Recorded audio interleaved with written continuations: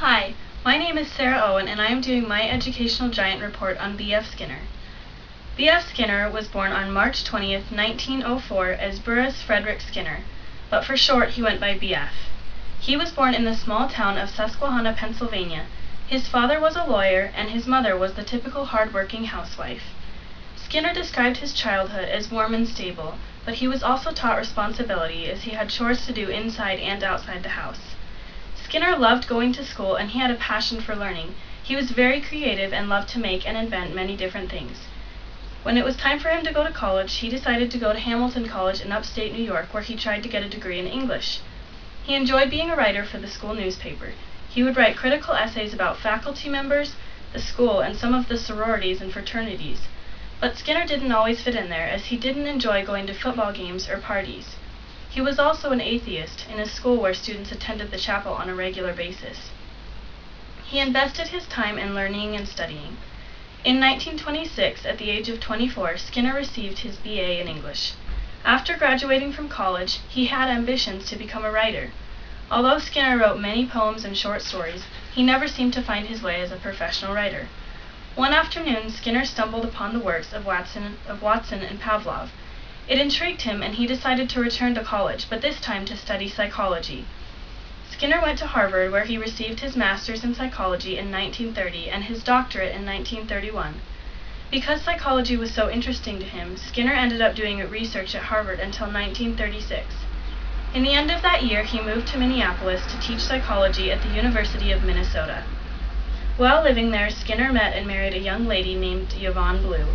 Together they had 2 daughters.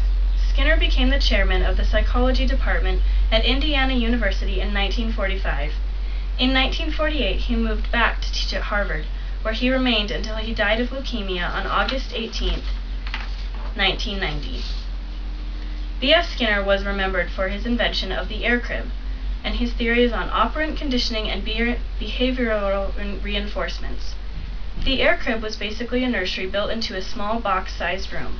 It was a crib with humidity and temperature control and toys built in it. The crib was also at a perfect height to be a changing table as well. With its see-through walls, Skinner thought the air crib was something marketable. It took care of a lot of things that the parents would have had to do by themselves.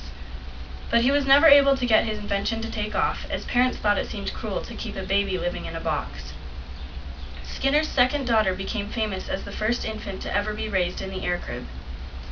Operant conditioning is the theory that is the basis for all of Skinner's other theories. This can be defined as a process of changing behavior by rewarding or punishing a subject each time an action is performed until the subject associates the action with pleasure or distress. Skinner had several different schedules of reinforcement he discovered. His experiments were done through an invention called the Skinner box. The Skinner box is where Skinner would place a rat in a box, and the rat would obviously scurry around trying to find its way out. On one side of the box, there would be a little bar. When the rat jumped on the bar, a food pellet would drop into the cage. It didn't take long before the rat would figure out that jumping on the bar multiple times would bring more food pellets into the cage. In this case, the operand, or the action, is jumping on the bar, and the reinforcer is the food pellets that come into the cage. The first kind of reinforcement is called continuous. This means that every time the rat jumps on the bar, a food pellet falls into the cage. The second kind of reinforcement is called a fixed ratio schedule. This is when the bar has to be pressed a certain number of times before the food pellet will fall. It could be 3, 5, or even 20 times. No matter what it was, the rat would always discover that it had to jump on it that certain amount of times before it could get the food. A fixed interval schedule is another kind of reinforcement. This is when the food pellets fall in certain time increments. It might be every 20 seconds or every minute. No matter how many times the rat presses the bar, only one food pellet will fall in that time period. However, the rat still has to work for the food. If the bar isn't pressed at all, no food will fall. Skinner also experimented with variable schedules. This is when there is no specific time when food falls. It might fall with the first press of a bar, then again in 20 minutes, and then again in 5 minutes. When on a variable schedule, the rat would have no idea what to expect, which usually resulted in continuous pushing of the bar. This can be related to gambling today. A gambler might have the attitude of, just one more try and I'll win. It is the same with the rat.